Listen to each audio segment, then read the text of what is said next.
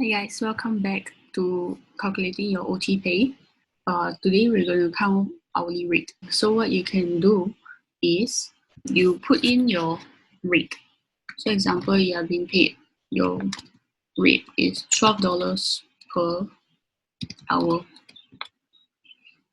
Okay, so every hour that you work, you're supposed to get paid for extra $12.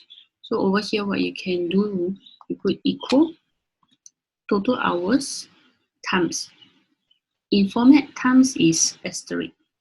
So you do a shift 8, okay, and times 12, which is per hour. Enter.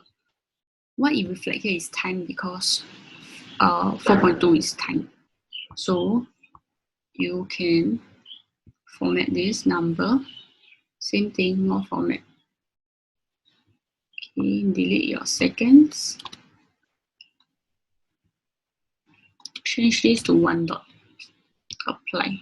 So there you have it. For that 4 hours, 20 minutes, you're supposed to get paid $52 extra at a rate of $12 per hour. Thank you for watching. See you soon.